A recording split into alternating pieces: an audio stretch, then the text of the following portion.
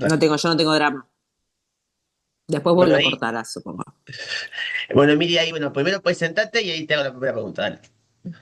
Perfecto. Bueno, mi nombre es Emilia, yo soy periodista, soy legislativa, trabajo en Senado TV. Trabajo también en El Hecho Maldito, que es un podcast de análisis político. También tengo un recorrido en organizaciones de la sociedad civil. Formo parte del consejo directivo de la Fundación de Desarrollo de Políticas Sustentables. Así que bueno, mi camino es muy organizaciones de la sociedad civil, periodismo y legislativo, ¿no? Estás muteado. Sí, justamente.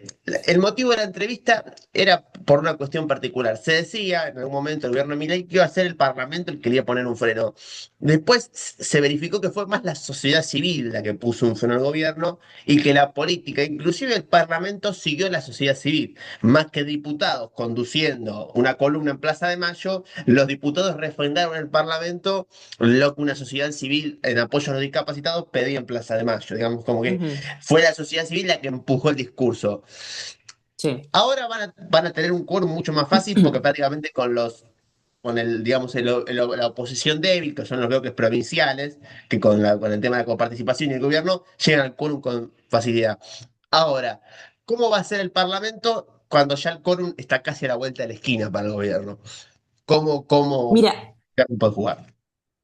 Mira, en realidad, bueno, es muy interesante plantearlo históricamente como lo estás planteando vos, ¿no? De este dicho o esta frase hecha de no lo van a dejar hacer lo que quiere hacer.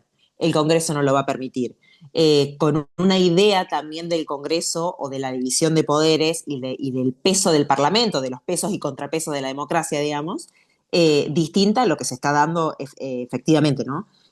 Respecto de lo que decías de la sociedad civil encabezando algo y la política llegando por detrás, digamos, de alguna manera.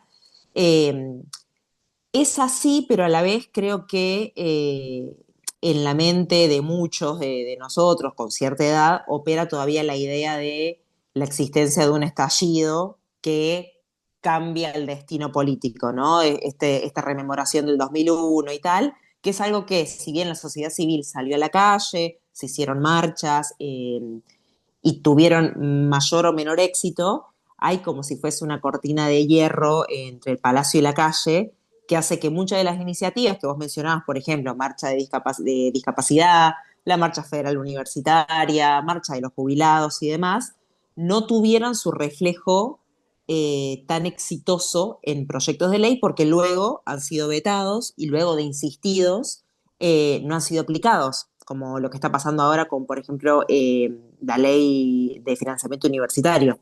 En ese sentido, me parece que a partir del 10 de diciembre, con la nueva conformación de la Cámara, empieza como la segunda etapa del gobierno de Javier Milei, en donde eh, ya no está más la excusa de me ponen obstáculos y no me dejan gobernar, no me dejan llevar adelante mi plan de gobierno, ¿no? Porque como vos bien decías, el quórum, que es lo primero que se necesita, es fácilmente conseguible, digamos, con los propios primero, o sea, con la cantidad de diputados que se sumaron a la Cámara Baja y la cantidad de senadores que se sumaron acá en la Cámara Alta, eso por un lado. Con los que quedaron del PRO, digamos, como PRO, que no se han pasado a la Libertad Avanza, porque estamos como en un momento de grandes fugas, digamos, de los partidos, del radicalismo, del PRO, por tirarte un ejemplo, los que llamábamos los radicales con peluca, digamos, están ya por dar el salto con Garrocha al 100% y pasarse a la Libertad Avanza. Digo, el PRO está bastante desangrándose, digamos, a nivel institucional. Con eso, más, como vos bien decías, estas voluntades lábiles, digamos, los partidos provinciales, eh, no solo consiguen fácilmente el quórum, sino que pueden llegar a pasar proyectos de ley muy fácil. Por ahí quedaría como bastante anacrónico aquellos debates largos como la primera gran ley de mi ley, que fue la ley de bases y puntos de partida para la libertad de los argentinos, que se dio un súper mega debate en donde se debatía artículo por artículo y demás. ese tipo de cosas ya no las veo sucediendo en esta segunda etapa del gobierno de Javier Milei por la correlación de fuerzas en las cámaras, como decías vos. Que finalmente, por ejemplo, la ley bases, la parte más gorda no la pudieron pasar, que es la parte laboral y fiscal, que es la que quieren poner ahora. Exactamente, que según hay trascendidos, viste, todavía uno nunca lo sabe, pero empezaría por la Cámara Alta las tres reformas, ¿no? La laboral, la fiscal y la... Me falta una, ahora me estoy olvidando. La política. Y la política, sí, básicamente, que es como si fuese una segunda ley bases, ¿no? Porque es un gran paquete de reformas que incluso lo que sucede, sobre todo con la reforma laboral, es que pone sobre la mesa discusiones que no se han dado del otro lado del río, ¿no? Es como que la Libertad Avanza también lo que tiene es que primerea con debates que se vienen posponiendo mucho desde las áreas más progresistas, digamos, de Argentina. La reforma laboral es algo que hay que discutir, porque lo que siempre decimos, porque el trabajo ya no es lo que era, porque el trabajo registrado en blanco tradicional está muy a la baja, porque los derechos, digamos, conseguidos durante las primeras gestiones del peronismo, como aguinaldo, vacaciones pagas, hoy por hoy no parecen derechos, sino que parecen privilegios de una minoría, y tienen razón en analizarlo así, porque efectivamente es lo que pasa con el mercado de trabajo. Después, también por evitar o por esquivar debates como la reforma previsional, esa era la que me faltaba. Milei primerea y trae la reforma previsional sobre la mesa, porque hay que discutir la longevidad, hay que discutir la base de trabajadores en blanco que pueden aportar a un sistema de previsión social, la posibilidad o no de que eso sea sustentable. O sea, son discusiones incómodas y muy antipáticas, Pero bueno, pero que también la se puede Argentina... discutir la participación de los trabajadores en la ganancia de las empresas, el directorio, un director obrero en el directorio empresarial. Se pueden negociar otras cosas. No siempre una reforma laboral Exactamente, es copiar los argumentos de los abogados de las empresas. exactamente, a lo que voy yo, por no dar esas discusiones, que es el bloque antipático, digamos, de la discusión, no podemos dar estas otras que mencionás vos, que son estas, la participación en las ganancias, que incluso lo que pasa ahora, que es que me parece que por no dar todo ese tipo de debates, lo que sucede ahora, por ejemplo, con las privatizaciones de varias empresas públicas. El gobierno, viste, que está proponiendo, por ejemplo, en el caso de Nucleoeléctrica, que quede el 51 para el Estado, el 44 para los privados y el 5% de propiedad participada para los empleados. Queda como si fuese algo progresista del gobierno, digamos, cuando en realidad lo que está haciendo es una privatización. Pero digo, a lo que iba es que hay tanto terreno de lo debatible que, que ha quedado sin participación, digamos, de otro tipo de proyecto de gobierno, que te lo termina copando la libertad avanza, sin posibilidad de que puedas esgrimir argumentos súper atendibles desde el otro lado.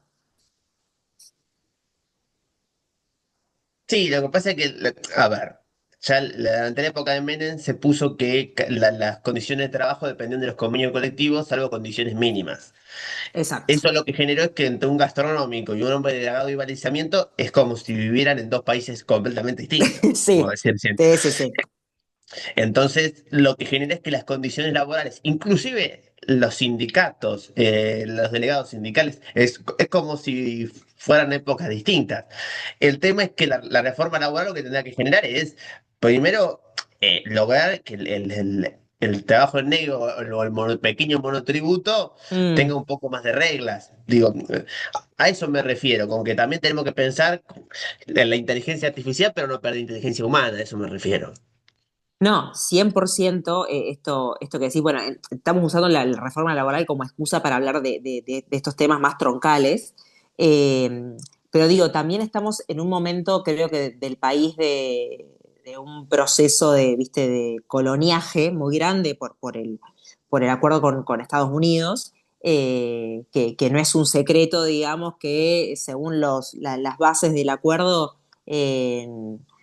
queda muy poco para la Argentina y es más una devolución de favores hacia Estados Unidos por el rescate financiero. Pero digo, al momento de debatir grandes temas troncales como la reforma laboral, tenés cosas muy básicas como esto que vos mencionás, la gente que trabaja en la informalidad, los monotributistas y demás, y a la vez tenés a la par debates que se han dado hasta muy pocos meses que parecen debates de países escandinavos, que son la reducción de la jornada horaria, el derecho a la desconexión. Digo, es como que conviven dos mundos muy distintos, porque son dos realidades muy distintas que conviven en la Argentina. O sea, porque la masa de trabajadores es muy disímil, entonces es tal vez muy difícil uniformar, digo, me parece que en la primera época del peronismo era mucho más difícil uniformar a la clase trabajadora, poder describir la masa trabajadora, y justamente por eso los convenios colectivos y los sindicatos, digo, porque había algo un poco más homogéneo,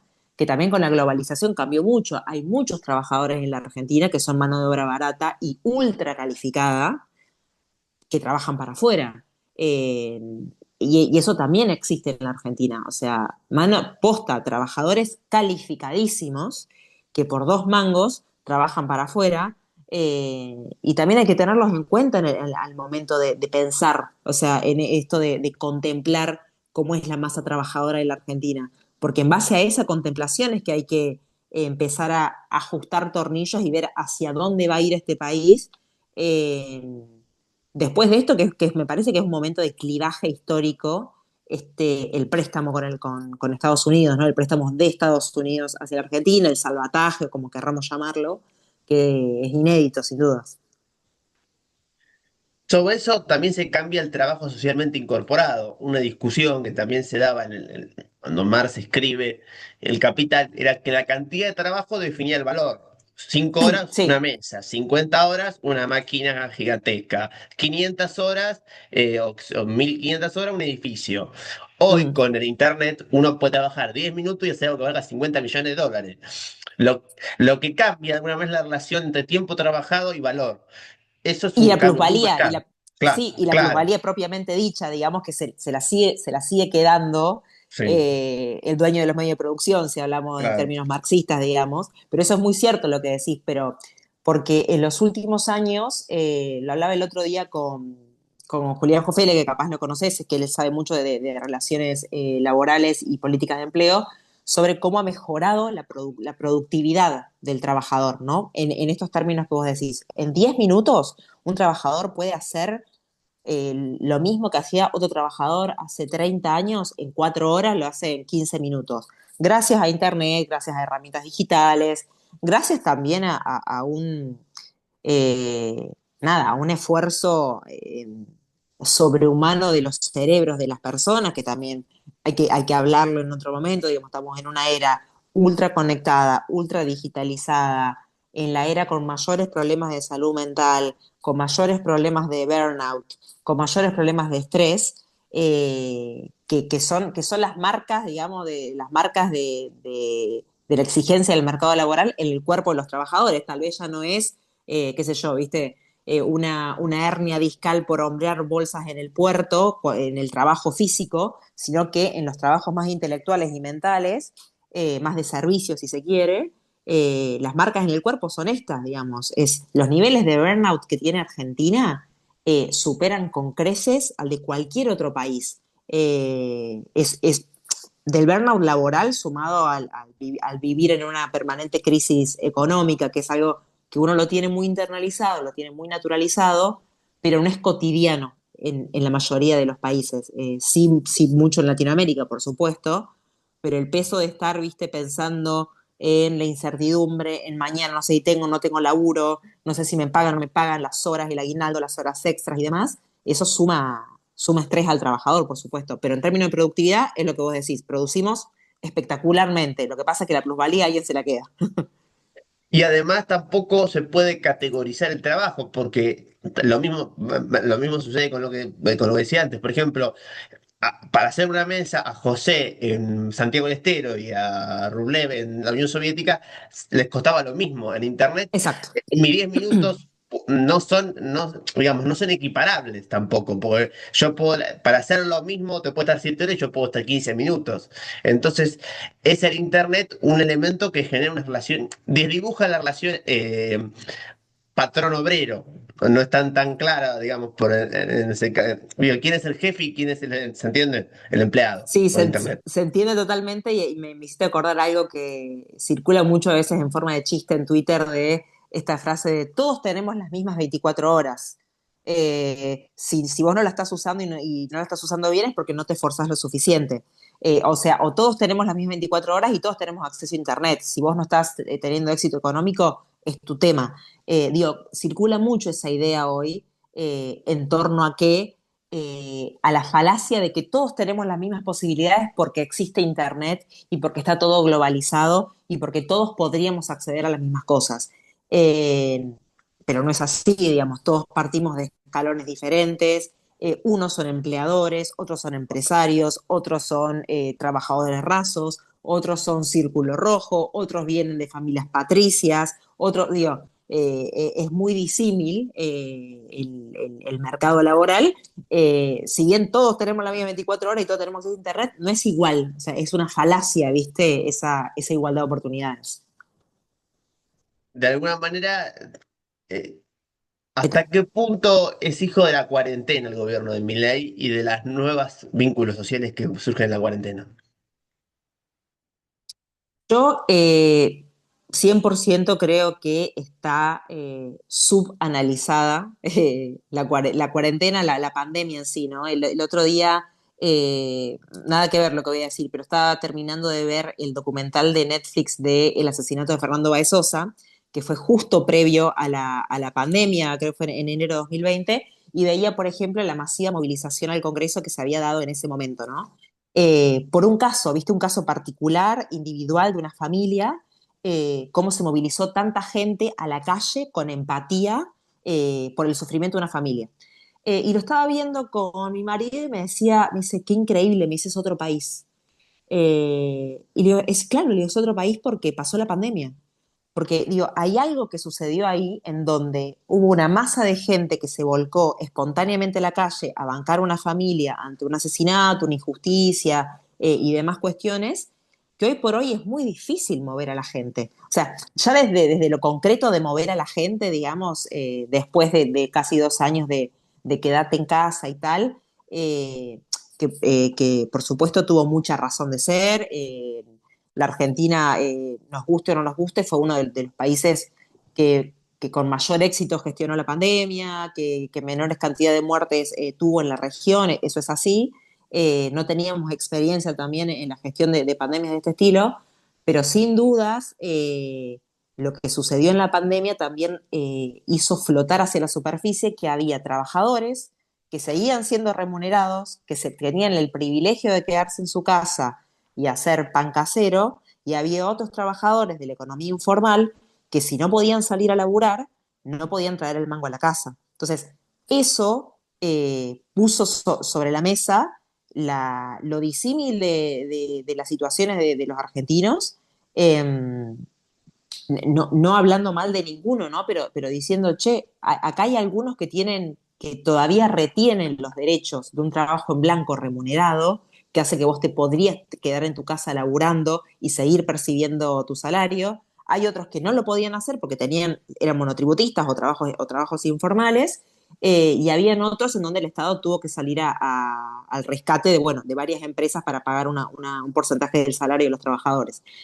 Creo que fue el punto de inflexión en términos de que reflejó la realidad tan disímil. Eso enojó a muchas personas que vieron como un privilegio que algunos trabajadores tuvieran derechos y otros no. Es como que de repente se corrió el velo, por decirte, de la composición del mercado laboral en la Argentina. Y bueno, obviamente que después la foto de Olivos y el vacuna gate terminó por explotar la legitimidad del gobierno de Alberto Fernández y en consecuencia ahí todo ya se dio como una cascada. Pero sin lugar a dudas que 2020 fue un parteaguas. En todos los países del mundo, también hay que decirlo, el ascenso de las derechas y de gobiernos como más estrafalarios, si quiere, o extravagantes, como el gobierno de Javier Milei, no es un fenómeno solamente argentino. Sucede en otras partes del mundo. Sí que tal vez el fenómeno de Javier Milei tiene hoy por hoy puesto todas las cámaras a nivel internacional, porque llama mucho la atención el estilo, pero no es el único, ¿no? No es el único, es como si fuese que a partir de ahora, no es que va a ser la norma, pero comienza a ser algo más frecuente en muchos países este tipo de gobiernos como respuesta a la pandemia, al encierro, a los tipos de trabajo, a los privilegios de unos sobre otros, que después se termina como cristalizando en argumentos que no son ciertos, digo, qué sé yo. El gobierno de Javier Milei ingresó al gobierno con el eslogan de la casta, ¿no? De que el culpable de todos los males era la casta, que después se termina verificando en la realidad que no es así, digamos, que los problemas de la Argentina tienen que ver con otra cosa, con el bimonetarismo, con la deuda infinita, con otros temas, ¿viste? Pero bueno, fue exitoso el gobierno de Javier Milei en capitalizar la pandemia y capitalizarlo con los culpables son la casta. Que bueno, que es más un éxito de comunicación política y de estrategia, a lo cual también hay que prestar atención. De alguna manera, la pandemia de alguna manera derechizó mucho el arco político, porque le sirvió la anticuarentena para aglutinar todos los reclamos que había contra el gobierno. Y ahí se coló el negacionismo del terrorismo de Estado, la gente que quemaba en barbijo, el antivacunismo y demás. ¿Qué Sobre el pensás de todo esa, antivacunismo, de todo eso que estaba pasando abajo, que también fue muy importante? Porque también Milei es hijo del antivacunismo. Es una forma de antivacuna, Milei. sí, me gusta utilizar el antivacunismo como un fenómeno sociológico general, digamos, que es la vacuna, pero antivacunismo, que también, no sé, el terraplanismo, es como todo ese mismo plan, ¿viste? Pero eh, a mí en particular, mi sensación es que, y me pasó lo mismo después de las legislativas, en lo personal y en lo profesional también, como la sensación de microclima, ¿viste? De decir, che, yo no sabía que existía un antivacunismo tan fuerte en la Argentina, que existía un antiperonismo tan fuerte en la Argentina, y que hoy por hoy el antiperonismo, si me preguntas, es mucho más grande que el peronismo, o el antikirchnerismo es mucho más numeroso que el kirchnerismo.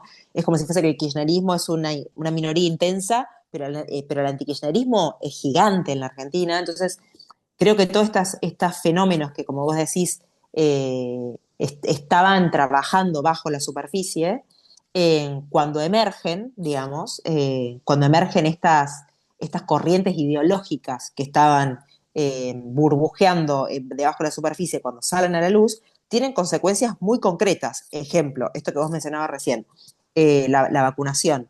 Salió hace muy poquito una estadística de que menos de la mitad de los niños de 5 o 6 años están vacunados hoy por hoy en la Argentina, y para los 11 años eso cae estrepitosamente. Eso es una consecuencia concreta de un pensamiento, de una corriente ideológica. Y es una consecuencia concreta en la política y en la salud pública argentina, no de hoy, del futuro. En- Porque de a poco, de manera muy silenciosa, empiezan a volver enfermedades o a intensificarse enfermedades que antes no estaban en la Argentina, que siempre había sido un logro muy grande de la Argentina. Argentina tiene hoy por hoy todavía uno de los calendarios de vacunación más completos de la región, ¿no? Y ha podido erradicar muchas enfermedades, incluida, no sé, el sarampión, por decirte. El sarampión volvió y ahora me surge la madre, ¿no? Pero yo tuve que vacunar de nuevo a mi hija por sarampión. ¿Por qué? Porque hay un rebrote de sarampión en la Argentina. Y así como hay un rebrote de sarampión, va a empezar a haber rebrotes de otras enfermedades. Por esto que te digo, porque estos antivacunismos que no frenan en una marcha en donde yo voy y quemo un barbijo o llevo un cartel que diga OMS asesinos, porque hay unos movimientos muy raros que también se ven en la calle que son en contra de la Organización Mundial de la Salud, que parecían ser marginales, pero están, y cuando salen a la superficie tienen consecuencias concretísimas, que es te arruinan un calendario de vacunación y te arruinan la erradicación de una enfermedad de acá a 40 años para adelante. Entonces, las consecuencias son concretísimas. Digo, no es una marcha en donde yo quemo algo. Lo que pasa es que hay un desprestigio general del conocimiento científico, el antivacunismo, el terraplanismo, bueno, todo ese mecanismo por el cual está muy desprestigiado el conocimiento y el conocimiento mágico tuvo un rebrote.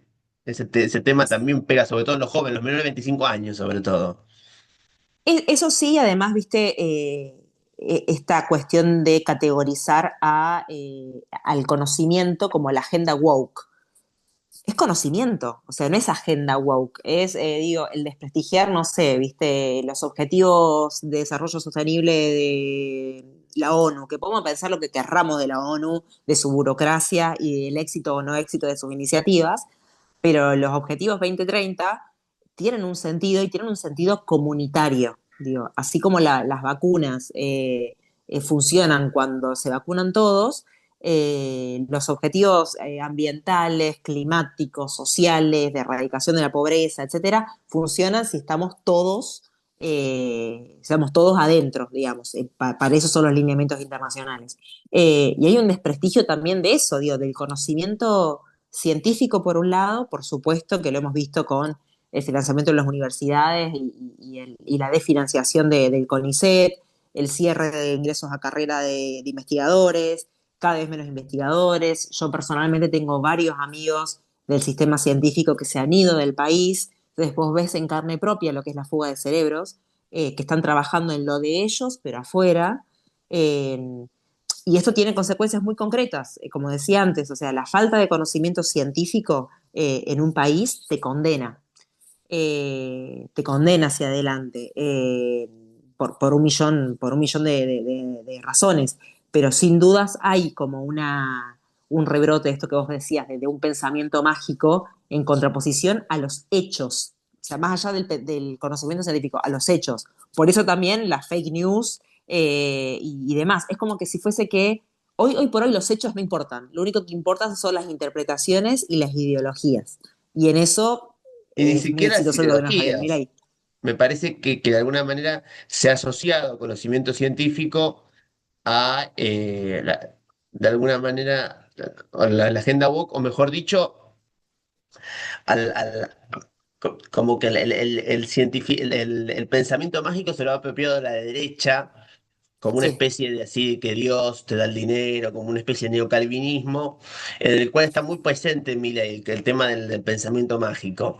Y yo creo que entre los menores de 30 años, cuando la realidad de alguna manera no está, es una generación muy antikirchnerista, los menores de 30, sí. a no ver la realidad, lo ven en la magia, se puede decir eso, ¿no? Sí, y por ahí también, digo, no solo el pensamiento mágico en términos como estamos hablando nosotros de terraplanismo y demás, sino incluso en términos, un pensamiento mágico financiero, ¿viste? Creo que la explosión de los últimos años de muchas estafas piramidales, de los jóvenes volcados a hacer laburar la plata, no sé, a minar cripto, a apostar a las apuestas, ¿viste? El pensamiento mágico referido a la plata y a que si vos querés y te forzás podés ser millonario, podés ser cositorto, eso también creo que pregna mucho en la juventud. El otro día hablaba con una amiga que ella es profesora de preadolescentes y de adolescentes en las escuelas. Le preguntaba cuáles son las preocupaciones de los chicos. De chicos de 13 años te estoy diciendo, ¿eh? Y me dice el laburo. O sea, ya tienen miedo a los 13 años de no tener laburo. Entonces ya empiezan a pensar qué van a hacer con la plata, cómo van a hacer para tener plata. Y es, hablando de la salud mental, también digo, es una generación que muchos de los alumnos, al menos de mi amiga, por ejemplo, a los 14, 15 años, 16, 17, ya toman ansiolíticos, por ejemplo. Y estos son los jóvenes de la Argentina. Y esto es el futuro de la Argentina. Y estos son los jóvenes que van a ingresar a la masa electoral, que van a ingresar a volcarse a las urnas o a no volcarse a las urnas, o a ser parte del ausentismo también. Entonces, creo que esas cosas son interesantes de verlas, porque después pasa esto que yo te mencionaba, el microclima. Cuando llega una elección, cuando llega un gobierno nuevo, un cisne negro, uno se sorprende y dice, pero ¿cómo puede ser? Y nada es un cisne negro en realidad. Yo soy de la idea de que los cisnes negros, personas, gobiernos, situaciones, fenómenos, no existen, ¿viste? Como que estaban ahí pero no estabas viéndolo con atención. Bueno, y con eso, para, dejo la grabación.